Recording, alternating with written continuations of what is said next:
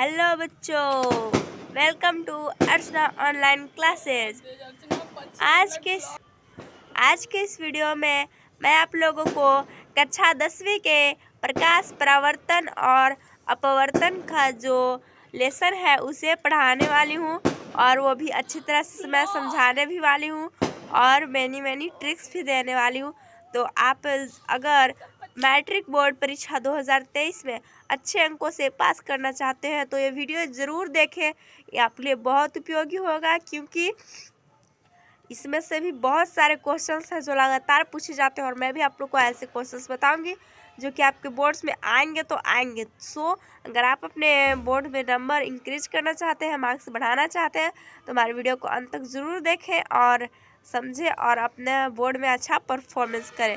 तो let's start.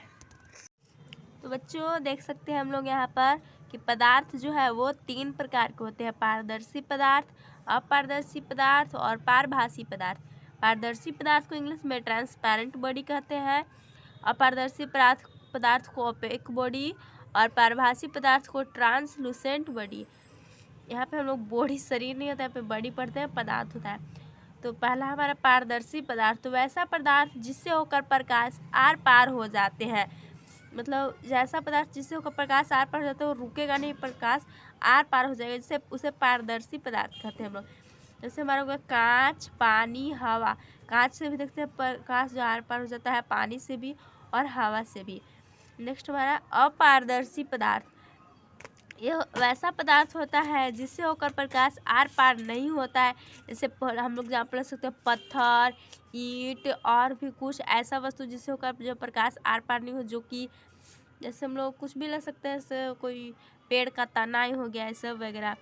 और next हमारा देखते हैं पारभासी पदार्थ, तो वैसा पदार्थ जिससे होकर प्रकाश का कुछ अंश बाहर निकलता है, उसे हम लोग पारभासी पदार्थ कहते हैं। जैसे कि हो गया तेल लगा हुआ कागज़ और घिसा हुआ कांच इत्यादि। जो घिसा हुआ कांच या फिर तेल लगा हुआ कागज़ में आप लोग देखे होंगे कि प्रकाश जो उससे आर पार हो जाते हैं। तो बच्चों आप लोग देख सकते हैं हमारा टॉपिक है प्रकाश परावर्तन और अपवर्तन, लाइट रिफ्लेक्शन एंड रिफ्रैक्शन। और एक मेन बात बच्चों मैं आप लोगों को बता दूं कि अगर आप लोग बोर्ड में अच्छे नंबर्स इंक्रीज करना चाहते हैं तो आप लोग भी जो है वो इंग्लिश के छोटे मोटे शब्द अपने कॉपी में जो है ज़रूर लिखिएगा। देखिएगा आप लोग का नंबर एकदम शानदार आएगा। और मैं आप लोग को पढ़ाई के साथ साथ आपको कैसे नंबर इंक्रीज करें बोर्ड में उसके भी जो है ट्रिक्स देंगे। लेकिन फिलहाल अभी हम लोग पढ़ाई करते हैं, जिसकी सहायता से हम किसी वस्तु को देखते हैं, यानी कि प्रकाश के कारण ही हम जो किसी वस्तु को देखते हैं। अगर प्रकाश नहीं होगा तो हम किसी वस्तु को नहीं देख पाएंगे। तो प्रकाश के बारे में कुछ पॉइंट्स हैं जो कि हमें एग्जाम के लिए भी महत्वपूर्ण है, इससे ऑब्जेक्टिव भी जो है इनसे आते हैं। जो कि प्रकाश एक विद्युत चुंबकीय तरंग है जिसकी प्रकृति अनुप्रस्थ होती है। प्रकाश की तरह याद रखिए, प से प्रकाश और प से अनुप्रस्थ होती है। और इसी में आपको बताओ कि ध्वनि जो है, ध्वनि एक अनुदैर्ध्य तरंग होती है। ध से ध्वनि और ध से अनुदैर्ध्य। तो आप लोग को मैं ऐसा करती हूँ कि याद रहेगा। नेक्स्ट पॉइंट हमारा प्रकाश ऊर्जा का एक रूप है जो हमेशा सीधी रेखा में गमन करता है। प्रकाश क्या ऊर्जा का एक रूप है जो हमेशा सीधी रेखा में गमन करता है। और निर्वात में प्रकाश की चाल 3×10⁸ मीटर पर सेकंड होता है। निर्वात में यानी कि शून्य में, यानी कि कोई माध्यम नहीं हो, जब वहाँ शून्य हो वहाँ पे प्रकाश की चाल जो है 3×10⁸ मीटर पर सेकंड होती है। नेक्स्ट हमारा है किरण, यानी कि रे। किरण को इंग्लिश में रे कहते हैं। तो प्रकाश के गमन पथ की दिशा को किरण कहते हैं। प्रकाश के गमन पथ की दिशा, प्रकाश के जिस चलता है जिस पथ को, उस पथ जो दिशा जो बताता है उस दिशा को जो हम लोग किरण कहते हैं। नेक्स्ट हमारा किरण पुंज या प्रकाश पुंज, बीम ऑफ लाइट। किरण पुंज या प्रकाश पुंज को हम बीम ऑफ लाइट कहते हैं। ये जो है वो इसका परिभाषा जो कि किरणों के समूह को किरण पुंज कहते हैं। क्या किरणों के समूह को किरण पुंज कहते हैं, और जो कि 3 प्रकार का होता है, या फिर आप प्रकाश पुंज भी कह सकते हैं, किरण पुंज कुछ भी कहिए। तो 3 प्रकार का होता है: समानांतर प्रकाश पुंज, इसको कहते हैं पैरेलल बीम ऑफ लाइट; अभिसारी प्रकाश पुंज, कॉन्वर्जेंट बीम ऑफ लाइट; और अपसारी प्रकाश पुंज, डाइवर्जेंट बीम ऑफ लाइट। तो पहले का हम परिभाषा जानेंगे समानांतर प्रकाश पुंज। तो जिस प्रकाश पुंज की सभी किरणें समानांतर होती है उसे समानांतर प्रकाश पुंज कहते हैं। मतलब कितना इजी याद कर, जिस प्रकाश पुंज की सभी किरणें समानांतर है एक दूसरे के, देख सकते हैं आप लोग समानांतर है, इसे हम लोग क्या कहेंगे, समानांतर प्रकाश पुंज कहेंगे। नेक्स्ट है हमारा अभिसारी किरण पुंज। अभिसारी किरण पुंज, जिस किरण पुंज की सभी किरणें एक बिंदु पर मिलती है उसे अभिसारी किरण पुंज। अभिसारी यानी कि एक बिंदु पर आकर किरणें मिलेंगी, तो जिस किरण पुंज के या जिस प्रकाश पुंज की सभी किरणें एक बिंदु पर मिलती है उसे अभिसारी किरण पुंज कहते हैं। इसे संश्रित किरण पुंज भी कहा जाता है। इसे जो है अभिसारी किरण पुंज को संश्रित किरण पुंज भी कहा जाता है। और नेक्स्ट हमारा अपसारी किरण पुंज, तो इसे देखा सकते हैं आप लोग, इसे अपसरित किरण पुंज कहते हैं, यानी अपसारी और अपसरित किरण पुंज, ये दोनों आप लोग को याद रहेगा। तो जिस प्रकाश में सभी किरणें एक बिंदु से निकलकर विभिन्न दिशाओं में फैल जाती है, देख सकते हैं पिक्चर में, यहाँ से एक बिंदु से निकलकर किरणें जो है वो विभिन्न दिशाओं में फैल गई है, तो यह हो गया अपसारी। और एक बिंदु पर आकर मिलेगी अगर किरणें तो होगा अभिसारी। नेक्स्ट हमारा पदार्थ। तो पदार्थ जो है वो दो प्रकार के होते हैं, आत्मदीप्त पदार्थ और अदीप्त पदार्थ। सेल्फ ल्यूमिनस बॉडी और नॉन ल्यूमिनस बॉडी। आत्मदीप्त पदार्थ वे पदार्थ होते हैं जो स्वयं प्रकाश उत्सर्जित करते हैं, वो हो गया जैसे कि सूर्य हो गया, तारा हो गया, दीपक हो गया, जलता हुआ बल्ब हो गया, ये सब जो है खुद से स्वयं प्रकाश उत्सर्जित करते हैं। और अदीप्त पदार्थ वो हो गया जो कि स्वयं प्रकाश उत्सर्जित नहीं करता है, जैसे कि आप लोग हो गया चंद्रमा जो कि अपने पर पड़ने वाले प्रकाश को परावर्तित कर देता है। टेबल, कुर्सी, पदार्थ, मतलब ये सब खुद प्रकाश नहीं उत्सर्जित करता, अपने पर पड़ने वाला प्रकाश को परावर्तित करता है, जिससे हम लोग इस प्रकाश के कारण ही देख पाते हैं।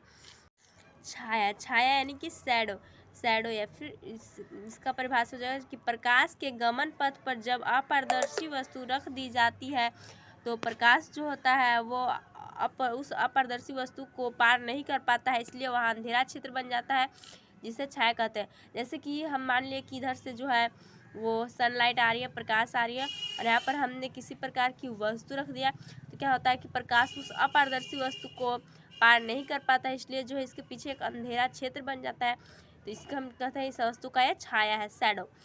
नेक्स्ट हमारा प्रकाश का परावर्तन, रिफ्लेक्शन ऑफ लाइट। तो प्रकाश का किसी सतह से टकराकर वापस लौटने की क्रिया को, घटना को प्रकाश का परावर्तन कहते हैं। मैं समझ लिया प्रकाश कुछ भी, हम लोग कुछ भी यहाँ पर जैसे कि दीवार हो गया ऐसे, तो कुछ भी फेंकते हैं इधर से तो वापस लौट कर ऐसे बॉल फेंके, उस पर प्रकाश का किसी सतह से टकराकर वापस लौटने की घटना को प्रकाश का परावर्तन कहते हैं। प्रकाश का जाना फिर वापस आ जाना। प्रकाश के परावर्तन के दो प्रकार होते हैं, नियमित परावर्तन और एक अनियमित परावर्तन। तो अब हम लोग उसे देखते हैं। नियमित परावर्तन, तो प्रकाश की किसी चिकनी और चमकीली सतह से टकराकर नियमित रूप से परावर्तित होने की घटना को हम लोग नियमित कर। आप लोग बस फ्रेंड्स, आप लोग के पास जैसे कि टाइम्स कम है एग्जाम के, तो आप लोग सिंपली इतना याद कर सकते हैं कि प्रकाश जब चिकनी और चमकीली सतह से टकराकर परावर्तित होगा नियमित परावर्तन में, तो नियमित रूप से ही परावर्तित होगा, तो उसको नियमित परावर्तन करेंगे। और अनियमित परावर्तन में क्या होगा, रुखड़ा सतह से टकराएगा और अनियमित रूप से परावर्तित होगा, तो अनियमित परावर्तन कहते हैं। आप लोग इसे याद कर देख सकते हैं, चिकनी सतह है और ये रुखड़ी सतह है।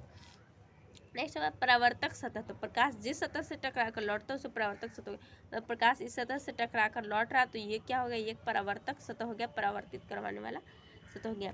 तो हम लोग जैसा चिकना सतह रहेगा तो नियमित परावर्तन, जैसे कि हमने अभी बताया, रुखड़ा सतह तो अनियमित परावर्तन। और आप लोग हमेशा याद रखें चांदी सबसे अच्छा परावर्तक सतह है, चांदी है जो वो सबसे अच्छा परावर्तक सतह है। तो हम लोग प्रकाश का परावर्तन पढ़ते हैं अभी, समतल दर्पण से प्रकाश का परावर्तन, और अभी इस वीडियो को यहीं पर एंड करते हैं, और नेक्स्ट और भी इस लेसन का ऑल वीडियो हम देख सकते। जब प्रकाश की किरण समतल दर्पण के जब प्रकाश की किरण किसी समतल दर्पण के परावर्तक सतह पर पड़ती है तो निश्चित नियमानुसार परावर्तित हो जाती है, उसे प्रकाश का परावर्तन कहते हैं, जैसे कि मैंने अभी बताया। तो प्रकाश के परावर्तन के दो नियम है। पहला नियम कहता है कि आपतित किरण यानी कि दर्पण पर आने वाली किरण, उस पर पड़ने वाली किरण, और परावर्तित किरण यानी कि दर्पण से टकराकर लौटने वाली किरण, परावर्तित किरण, और आपतन बिंदु जो बीच का, जो इन दोनों जो परावर्तित होता है बीच का आपतन बिंदु, इन तीनों पर डाला गया अभिलंब जो है वो बीच बीच में डाला गया लंब, वही अभिलंब जो है वो सभी एक ही समतल में होते हैं, एक ही तल में होते हैं, जैसे कि आप लोग पिक्चर्स में देख सकते हैं। और प्रकाश के परावर्तन के हमारा सेकंड नियम है, सेकंड लॉ है कि आपतन कोण परावर्तन कोण के बराबर होता है, कोण I = कोण R। ये हमारे आपतित किरण और अभिलंब के बीच के कोण को आपतन कोण कहते हैं, और परावर्तित किरण और अभिलंब के बीच के कोण को परावर्तन कोण कहते हैं। तो कोण आई इज इक्वल टू कोण आर, जहाँ आई बराबर है आपतन कोण और आर बराबर है हमारा परावर्तन कोण। तो thanks for watching my video friends. और भी ऐसे वीडियो के लिए और अपनी तैयारी को और मजबूत करने के लिए हमारे साथ चैनल पर बने रहे। मैं आप लोगों को ज़रूर जितना कोशिश हो सके आप लोगों को जो भी है फॉर्मूलेज और भी वीडियोज़ और सभी जो आप लोगों को बताऊंगी, ताकि आप लोग अपने एग्ज़ाम में अच्छा स्कोर कर पाओ।